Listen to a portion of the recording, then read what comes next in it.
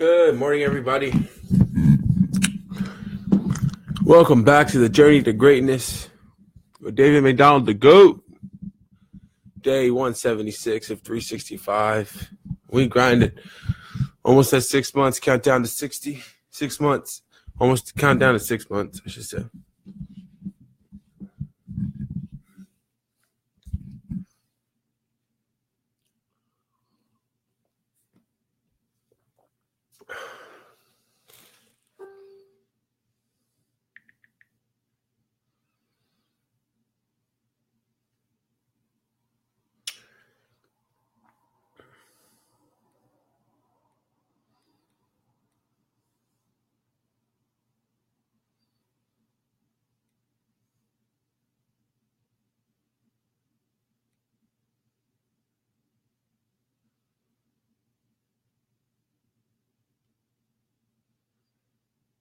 All righty.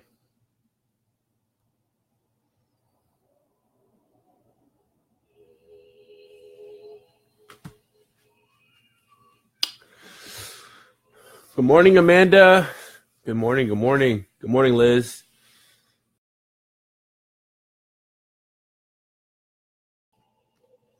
Good morning, Daoud. Dooley. All right, guys, I'll see you outside. It's not the truth right now.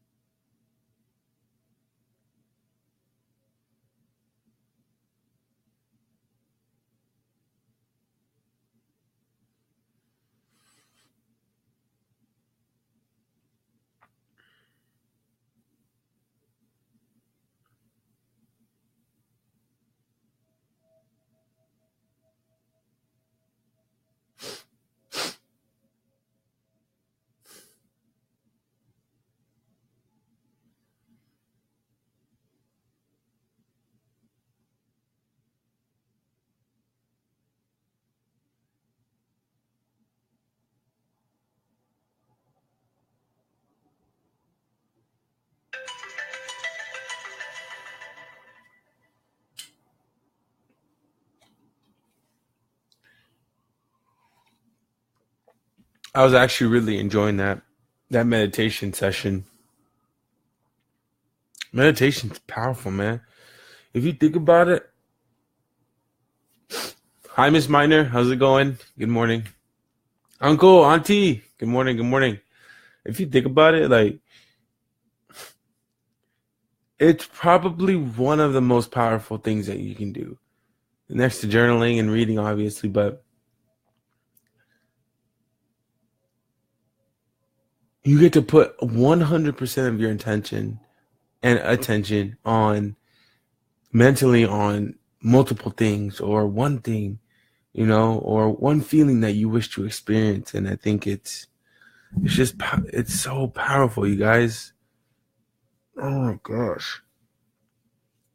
It's so powerful. Anyway, all right. So we are getting into our reading routine now.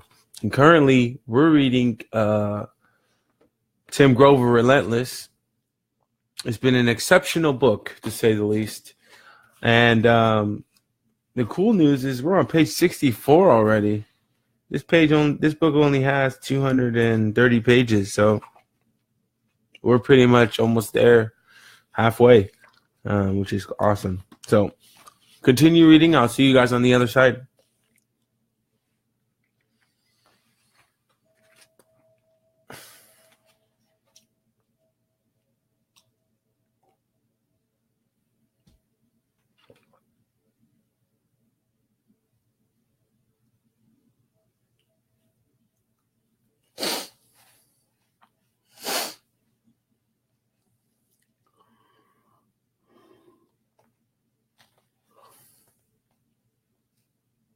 Mm.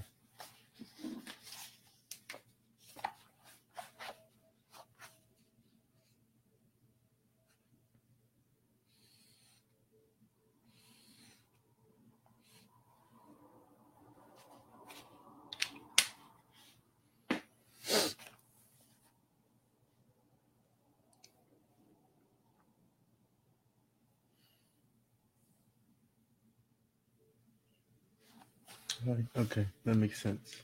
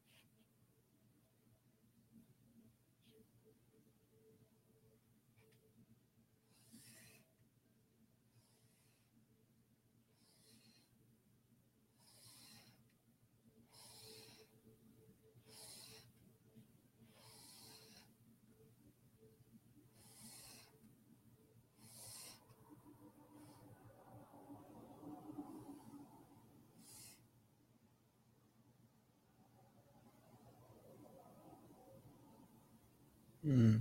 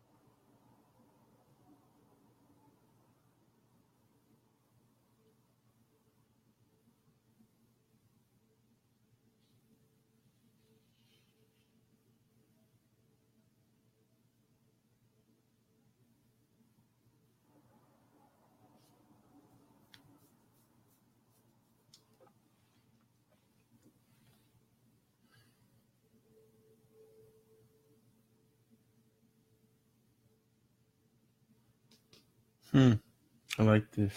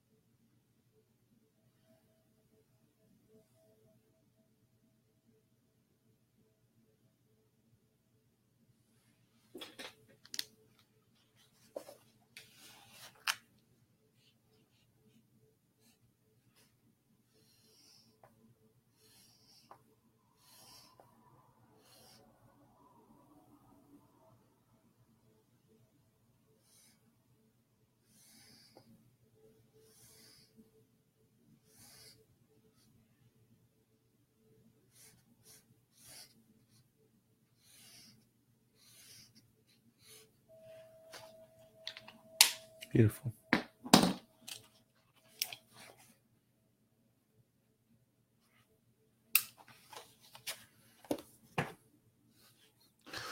Alrighty, welcome back. Welcome back. Maury. Good morning, brother. Good morning. Top of the morning, mate. Jason, good morning. Mary Espinoza, I see you. I see your consistency. I see you.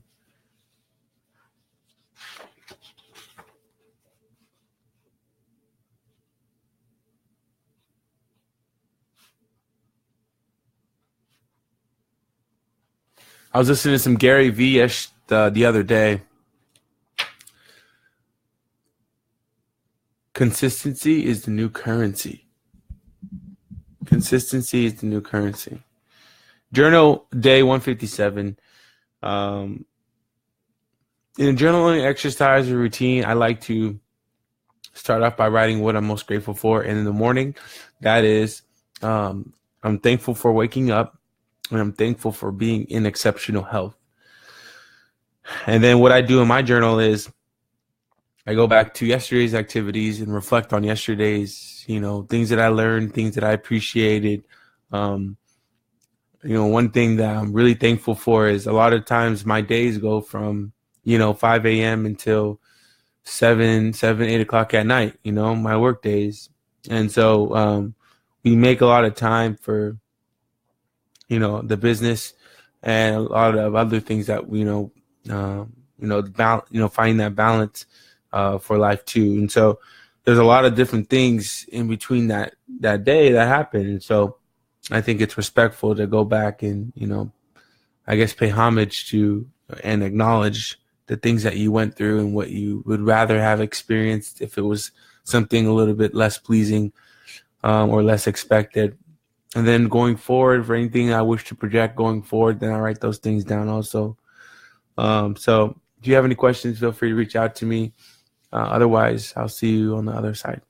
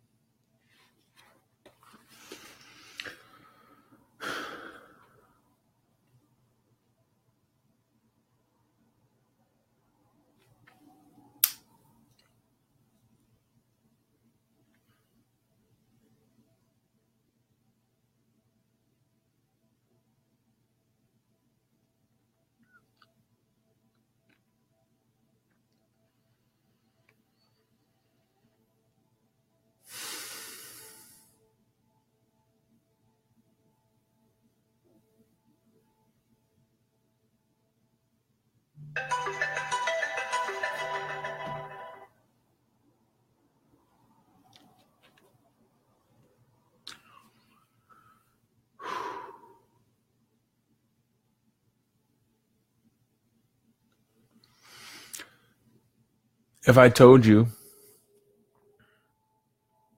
if you woke up every single day for 365 days, worked your ass off, and you'd become a millionaire, would you do it?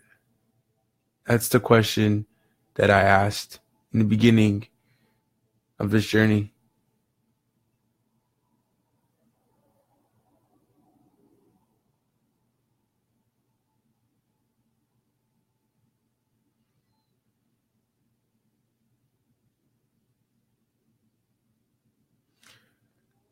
If I told you you could become a millionaire if you woke up every day at 4:30 and worked your ass off for 365 days, you could become a millionaire, would you do it?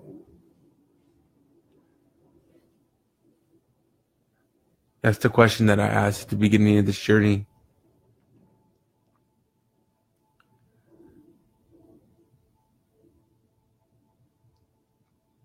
To clearly define that, what I mean is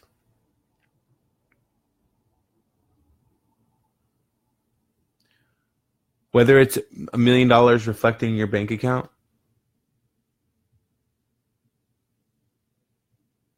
or it's 12 books or 6 books or 5 books, depending on which books you read.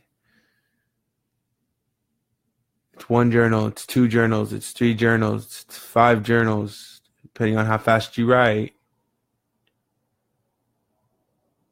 Hours and hours of meditation.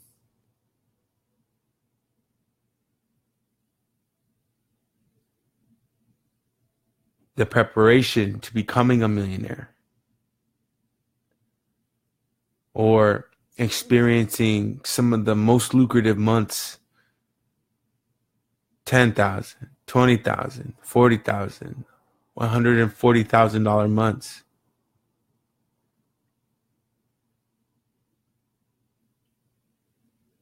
I think the journey to greatness, what's coming up for me right now is, in that question,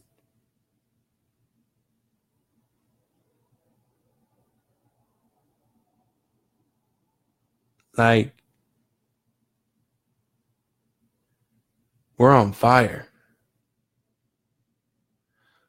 The answer to the question is, would you do it? Yes, of course, we would do it. And so long as you're doing the activities, all of the doors to unlimited possibility continue to open up for us.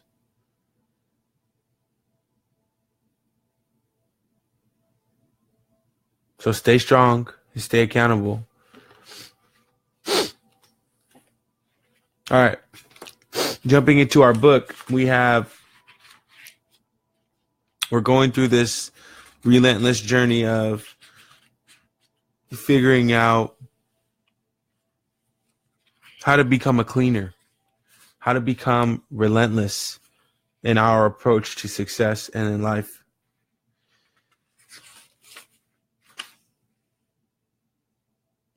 Now, a few days ago, we talked about finding balance between being relentless, being unstoppable, being relentless, being an unstoppable force moving forward to conquer everything that we touch. We originally alluded that Tim Grover said that you have to be pushed to the edge. So there's some type of anger that comes out so that you then are pushed to a stage of relentless, next level grind. You're really good. You reach that mark where you're like, wow, I really think I'm the best. And then you push yourself to an even higher length or a higher height. In this chapter on page 64, he's made it a very, very clear distinction that it's not necessarily, it's an anger that we have to convert. And we have to convert that anger into energy.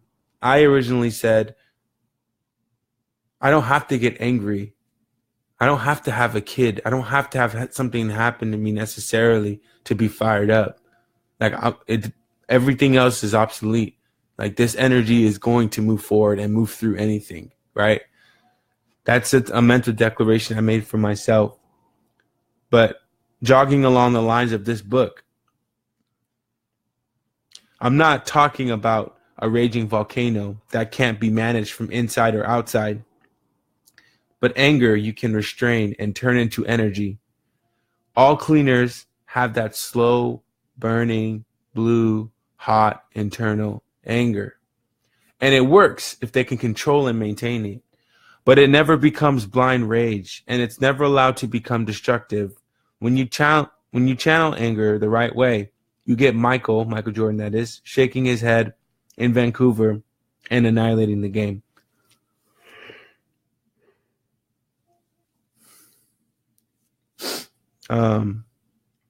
If you don't control your anger, you get violent, throw a punch, argue with the refs, glare at other players, get completely emotional, and stumble permanently out of the zone. The zone is the space in which we are untouchable. The zone is the space where we are emotionless. We are the coolest. We are the most patient in the zone. It's like I sit down on my computer. Nothing else matters except for people in my business and my business, right? You know, like in the zone is like you're just purely focused on being a better or being the greatest at what you do in your career. For me, in my workspace or in my creative space, when I'm creating new marketing ideas, when I'm creating, new ways to present material to the market, when I'm creating about new nurturing programs that I could, put my clients in terms of always being, them always being top of mind and showing them that I love them so much, whether it's, whatever it is that I'm creating. When I'm in that space, there's nothing else that matters to me. I only focus on what I'm working on. And it's an emotionalist space. You can't be super emotional in that space. The moment that you bring emotion into it is the moment that you get pulled out of the zone. To be in the zone means that you are untouchable. You are unstoppable. Emotions pull your focus and reveal that you've lost control, and ultimately, they destroy your performance. They make you think about how you feel, and you're not supposed to think. You're supposed to be so well prepared that you slide into the zone and perform with grace and purpose. Not possible if your mind is on other things. When it comes to coaching, if you guys haven't met him yet, Richard Seaman, he's a really, really good gentleman and a really, really good friend and a really, really good person and spirit and energy. The one thing that we do as coaches is we sit down and we release all of the energy, everything that we've experienced from the day, and we leave it at the door. Then we come into a setting, we come into a space, clear, open, and focused, and allow for our client or the person being coached to talk to us. But it's without reservation, it's without judgment, it's without anything, and we just allow for the energy to flow through us.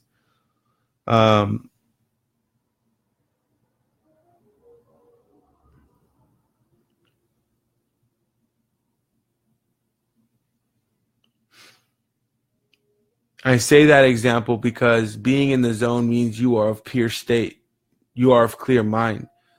You're not coming into the situation or going into the zone with all of these other problems. That is one of the main reasons why a lot of people, I would say that, you have to have a good support system.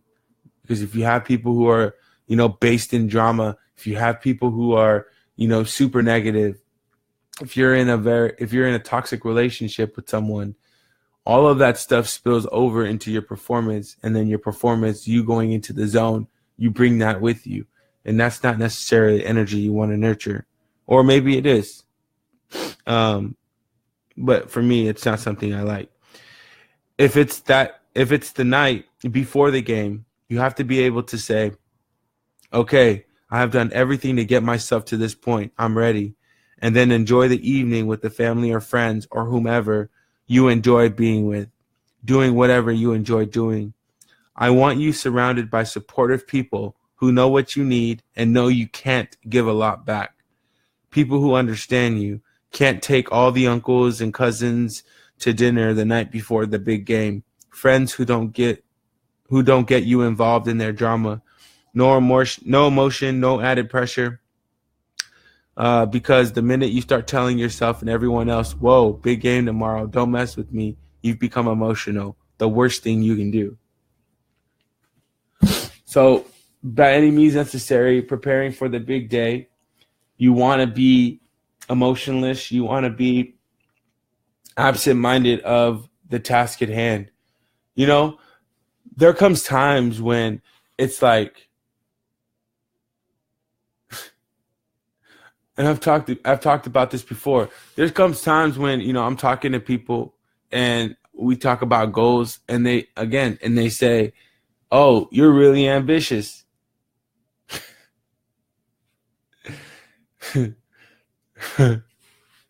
I mean, yeah. And it's not like you're really ambitious in a oh yeah, I know you'll get it. Shout out to Alex from Concord. You're one of the people I've spoken to who's received my energy and actually have said, you're very ambitious and I know you're gonna do it. That he's probably one of the first people who transparently said that.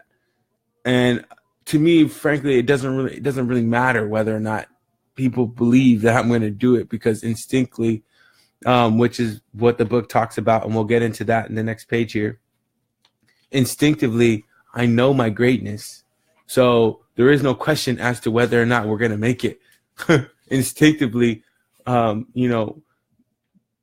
the rules and laws of the world do not bind us to the floor, to the ground. We are floating in air. We are floating in an imaginary world. And then we're coming out back to earth, and we're pulling that energy with us and that knowingness about ourselves and creating to a level that is unimaginable. Like, that's crazy. You're going into an imaginary space. You're coming back to earth, and then you're creating something unimaginable. Like that's just not, that defines the laws. That defines, what we were set here to pause. We're defining the laws of what society says we ought to do. And it all starts with our thinking. We're not treating We're walking through this life knowing and understanding our greatness and being in touch with that.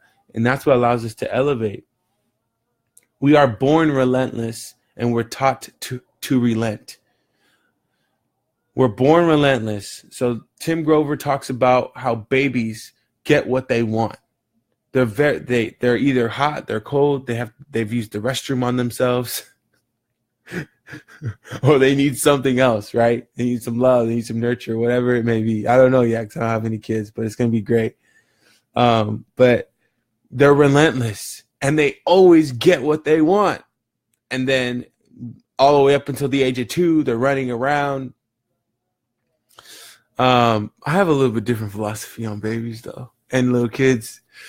But we'll see. We'll see. Anyway, so their kids are relentless. And so up until the age of 2, then what do? We start putting disciplines and checks and balances on them. And we say, hey, no, you can't do that. Yes, before you were a wild and crazy kid jumping all over the play gym and jumping on the couch and throwing your food across the room. Nope, not in my house. That's my different perspective. Nope, I don't care what kind of kid you are, how old you are. You better sit there and relax and be disciplined. No. Be crazy. Right outside. Inside voices. No. But, sorry. So when they get to a certain age, though, we put our finger down on them and we say, hey, don't do that. That's not good. This, that, and the other. And so to a degree, some parents not being really aware of the greatness that exists, and the cap that you put on top, the lid you put on top of people, of kids, not allowing them to express their true creative individuality, right? That lid is put there, and there's no other explanation or side angle that opens up the lid again to say, hey, yes, you can jump through, the box. You can jump out of the box. You can be a creative. You can do whatever it is that you want to do, and you can be great at it. But you have to make sure that there's a balance. And in describing that in a different way, rather than just saying, no, stop, don't do that, right? That's not good for you. Why? Because you go to, this will happen to you or that'll happen to you. It's like, and I don't want to shut down your creativity. You just have to find another way to do it so that it's not so disruptive, right? Let's try some things that you'd like to do. And then whatever those things are, you go put your kid in, sports, or you put your kid in art classes or piano classes or IT school, or, at a young age, or whatever it is. And then you just allow them to, after observing and listening to them and seeing what they like and seeing what catches their attention, you feed that energy, you feed that thirst with them going to the park or whatever it may be. And so the whole point of this is we cannot lose our ability to be relentless, which is living outside of the means of how we're supposed to live. You're not a millionaire because you don't have $1 million in your account. It's crap. It's just bad philosophy, period. If you believe it and you walk around with that confidence, then then your reality will catch up to that reality that you hold for yourself, that space that you walk in. People feel that confidence. People feel the way that you show up because you're acting and talking and dressing as if you've already done it. And then when you get there, you're like, with rationality, you're not like, well, I want to go buy a Benz. I want to go buy a Lambo. I want to go buy, Philippe. I want to go buy Rolex. I want to go buy Gucci. You're thinking like, yeah, you think that, but it's not, it's like, well, how can I put my mom in a house? How can I put my dad in a house? How can I, help my brothers and my sisters out with, with the income that I'm making? How can I take care of my family? Like everything, it just starts to change. But because you've lived as a millionaire all your life, or for an extended amount of time, you've just been waiting for everything else to catch up as you continue to move forward. So let me pull back into the book. So as kids, we are born to be relentless, and through life, we are then guided to be law-abiding citizens, which at times can disrupt our creative thinking. Tim Grover then talks about a lion. So I'm gonna paint this picture again. Picture a lion running in the wild. He stalks his prey, attacking and killing at will, and then goes in search of his next conquest. That's what his lion instincts tell him to do. He doesn't know anything else. He's not misbehaving. He's not bad. See? He's being a lion. Now lock him up in the zoo. He lies there all day, quiet, lethargic, and well-fed. What happened to those powerful instincts? They're still deep inside, waiting to be uncaged. Let him out of the zoo, and he goes lying again, preying and attacking. Put him back in the cage, he lies down. Most people are the lion in the cage, safe, tame, predictable, waiting for something to happen. But for humans, the cage isn't made of glass and steel bars. It's made of bad advice and low self-esteem and bullshit rules and tortured thinking about what you can't do or what you're supposed to do. It's molded around you by a lifetime of overthinking and overanalyzing and worrying about what could go wrong. Stay in the cage long enough, you forget those basic instincts.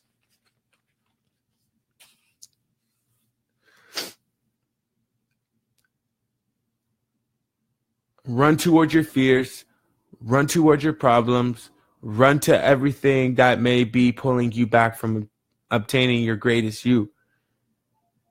We all are kings and queens of the jungle. And for some of my queens, they want to be kings too. And that's all right. not on a level or hierarchical basis, right? It's just amiga, amigo. A is for women, queens and kings. That doesn't mean, they're less of a friend, amiga or amigo. O is for men or for boys, right? So in Spanish. So it's we're all kings and queens of this life. And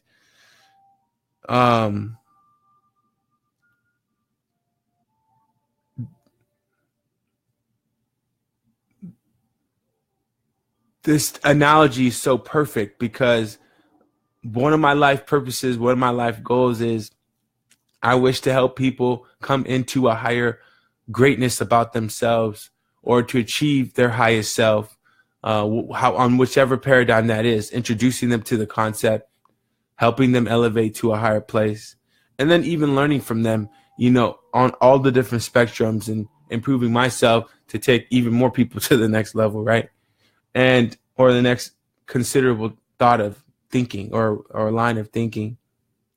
We all are lions inside, but there are a lot of paralyzing factors around us. Remember, 10,000 legitimate reasons on why we don't chase our dreams and why we don't execute on our dreams. 10,000 legitimate reasons. Legitimate. Like reasons where I'm like, okay, yeah, that's great. That makes sense. Where the next person next to you be like, oh, wow. Yeah, no, yeah, yep, nope. Yeah, that's legitimate reasons. But it doesn't matter. Either you do it or you don't do it. And that's what it always comes down to. And to allow fear to stop us from moving forward and shattering records and shattering the unimaginable goals that have been set or placed or already completed or already achieved by somebody else. Allowing fear to stop you from doing that is very paralyzing. And so along the way, throughout this journey, you will come into your lion or lioness, and you will begin that attacking. You begin to start praying. This is the time that we stop being behind the bars, that we stop being behind the cage, and we go back to our primal baby instinctive reactions, ambitions, thoughts, imaginary, creative ability, creative thought, whatever it may be.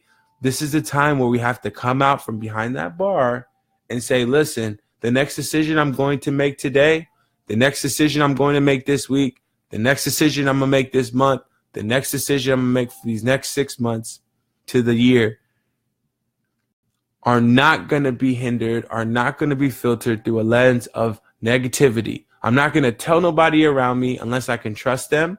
I'm not going to tell anybody around me if they're negative.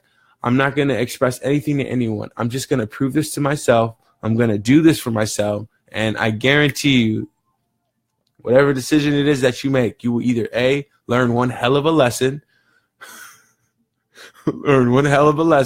or B, be very, very successful, and you'll take your game to your life. You'll take your life to the next level. We all are lions within, and our instinctive prey is to be loving, is to be supportive, is to be encouraging, is to be successful, is to have the world at our fingertips, on our backs, if we want it to be. And I think that's the most beautiful thing about this part of this section. That's what most people do. But if we're talking about being elite, if you want to be unstoppable, and this is the last point, we're about to log off. If you want to be unstoppable, which is being a cleaner, which is the top of your game, you have to learn to put aside everything you have been taught, all restrictions and limitations, the negativity and doubt. If that sounds complicated and confusing, let me make it simple. You have to stop thinking. It's so basic. Are you good at what you do? Maybe even great at what you do. Can you be the best? Yes. If you said no, I'll give you a moment to change your answer. Again, can you be the best? Of course you can. Then why are you still questioning your ability to do it? Quick answer, because at some point you made something simple into something complicated and you stopped trusting yourself. So with that, Never, ever stop trusting yourself. The reason why we spend so much time with ourselves, is because you have to get to know what pisses you off. You have to get to know what your weaknesses are. You have to get to know what you like to do. You have to get to know what you want to do. And when you come into that zone of knowing all of these things and you fall deeply in love with yourself and you have these conversations with yourself, then you are able to love other people. You are able to embrace other people. You are able to be fearless. You know why? Because at the end of the day, you know you got you. You don't need nobody else. At the end of the day, you don't need anyone else. No family, no friends, no nothing, except for God and or the universe or the higher power, however you define that for you. At the end of the day, that's what it comes down to. You and him, or you and that energy. And with that, you cannot fail. And with that, you can go through anything. And so when you start your next project, when you get into that next space, go in with that confidence. And you should come out victorious on the other side. So with that, day 176, 6 and 3 is 180. Okay. Day 176. We're 4 days away from 6 months of just pure, relentless grind time. And for everybody who jumped on the messenger board this morning, thank you. And for everybody who's tuning in at home, thank you for sending the energy and love and support through the screen and through the universe. I feel it, I receive it, and I send it back to you. All love and light. Day 176 of 365 with David McDonald, the GOAT. 6 months is approaching. We are going to, what's this week? Saturday? Screw it. This Saturday at Joey's, 10 a.m. I think they opened earlier than that. 10 a.m. This Saturday at Joey's, 10 a.m. in South Center. We're getting together. So anyone who wants to come through, the last time we had a gathering at Joey's in South Center at 10 a.m., we sat there for like an hour, 2-3 hours, just masterminding and just sitting in this very concentrated, supported energy that was pretty amazing. So if anyone wants to come, Joey's 10 a.m. on Saturday in South Center in Tukwila, we're going to be there. It probably won't be 3 or 4 hours this time, but it'll be a good time to check in, go over our mission statement, go over a number of other things, put down your calendar. I got to make a flyer. I have to make a flyer, and I'll do that this morning and put it up. So I look forward to seeing you guys there. Thank you for joining me again today, this morning. I look forward to seeing you guys tomorrow at 5 a.m. I love you guys, and have the best day of your life today.